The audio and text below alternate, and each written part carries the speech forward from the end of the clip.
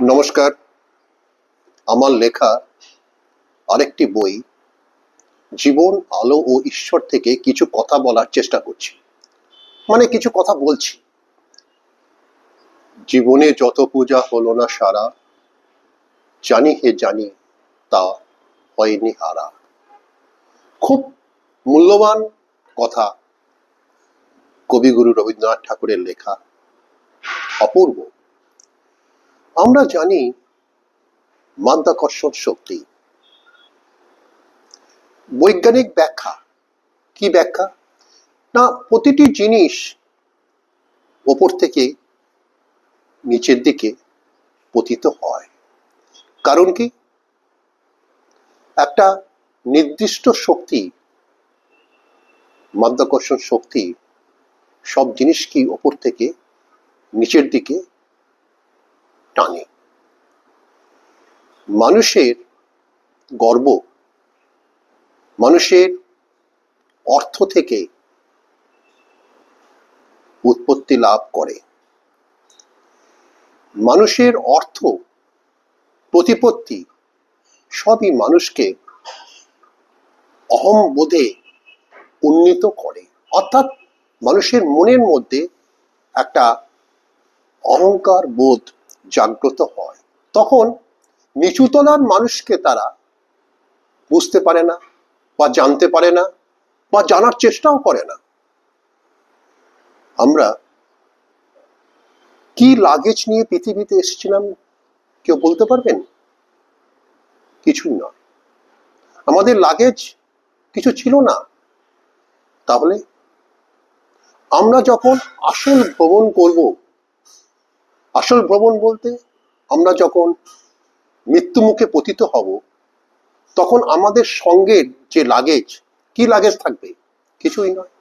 তাহলে লাগেজ আনিনি, লাগেজ নেব না। তাই অহংকার বোধ কেন? এর মূল্য কোথায়?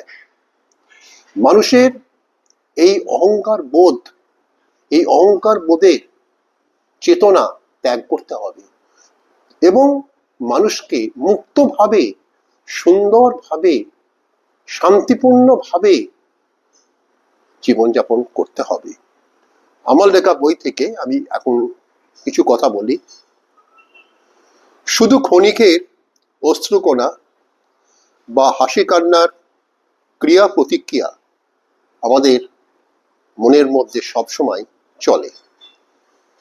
তাই আমিত্ব ত্যাগ করুন, আমিত্ব ভুলে যান।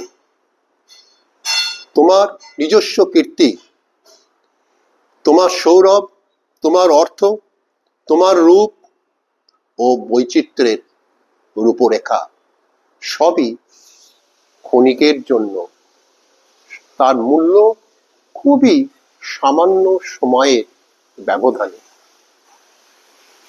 বিদায়ের মুহূর্তে তুমি সবকিছু ভুলে অন্য এক আলোর দিশার সন্ধান পাবে, যে দিশা হলো প্রকৃত দিশা।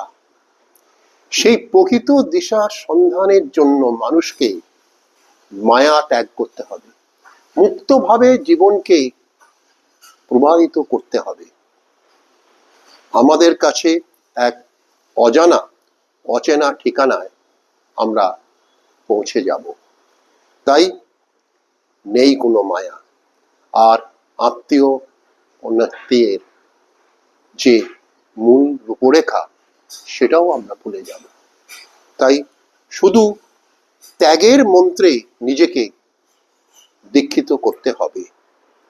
মায়া পরিত্যাগ করে এক আসল সত্যের সন্ধানে আমাদেরকে ভ্রমণ করতে হবে। তাই আবার বলি, জীবনে যত পূজা হলো না সারা, জানি হে জানি তাও হয়নি হারা। নমস্কার।